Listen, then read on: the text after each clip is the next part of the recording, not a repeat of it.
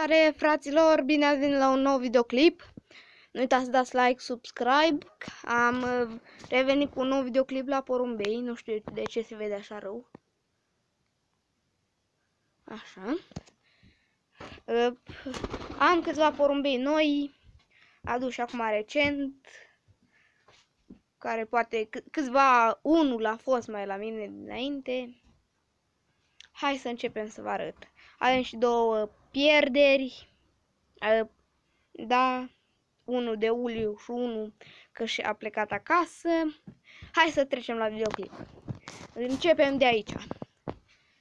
Perechea aceasta, femela asta și masculul acela care stă sub coada ei. Acolo sus mai am masculul acela și cu femela aceasta.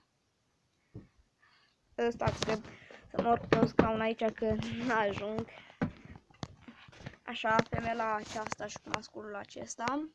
Încă nu sunt perecheați. Din grajul ăsta doar ăștia sunt împerecheați. Atât. Restul nu îs niciunul pereche.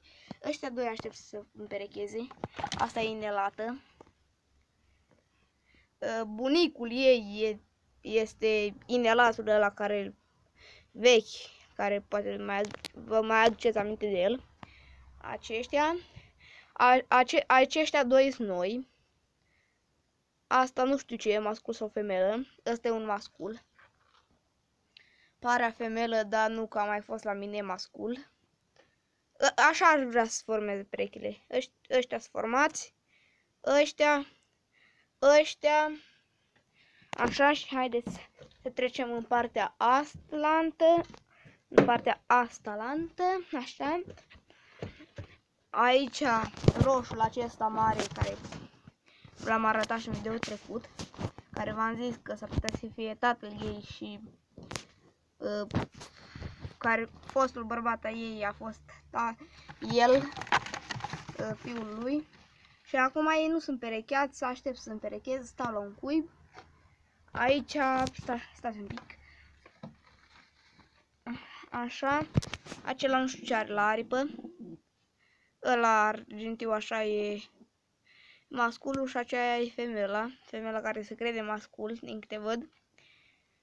Și ăștia ar vrea să fie o pereche, că am mai mulți masculi și două femeluțe stinghere de voltat și împerechez așa, îi lăs corcească. Da, facem combinații. Uitați-vă pe el și pe ea. Așa. Acolo, în partea asta lantă, stați. Așa. Să vă arăt și aici. Aceasta am zis eu că e mascul și am vrut să o împerechez cu asta de aici. Dar nu, de fapt și asta e femelă. Ăsta am zis eu în primul video trecut că e femelă, dar nu. Ăsta e mascul. E un mascul frumos. Uitați-l. Merge unii. Așa. Și dacă vă aduceți aminte, mai erau doi de ăștia așa mari. Doi suri așa. Unul a plecat acasă, care stătea pe aici. Și unul la păpatuliul.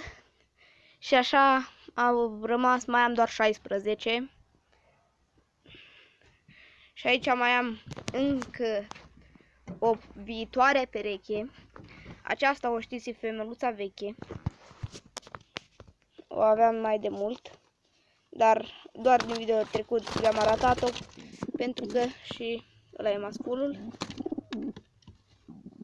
Ăla tot un mascul nou este.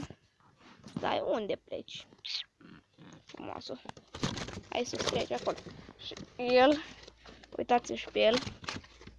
Ce frumos e. Sper să împerecheze. Stau la același cuib, după cum știți. Și știți că aici stătea roșul cela cu inel și cu o rotată albă. Ei au ouat și am dus în grajul celălalt, exact ca pe tatăl lui și pe mama lui anul trecut, dacă vă aduceți aminte. La mine încă n-a nins. E aproape de 1 decembrie, 27 sau 28, nu mi-aduc aminte. Nu știu exact. Sau 29, nu știu exact. Și cam ăștia sunt. 2, 4, 6, 8, 10, 12, 14 și cu aia din gradul celălalt 16. Am 16 și acum trebuie să am 18, doar că v-am zis că a fost... Uitați, el o bate pe ea. Uruie acolo. Și unul a plecat și unul a mâncat uliul. Așa. Și am mai avut 2 care i-am vândut. Că eu am avut... stați. Trebuia să am 18, 20 trebuia să am. 20, da, 20 trebuia să am. 2 am vândut, o pereche, un mascul și o femelă. Din ăștia noi nu i-ați văzut, nu i-am filmat niciodată pe aia. Ăștia doi, o pereche frumoasă. Aștept să o și ăștia. Și cam atât cu acest vlog. Nu uitați să dați like, subscribe și să vă abonați. Am uitat să vă spun.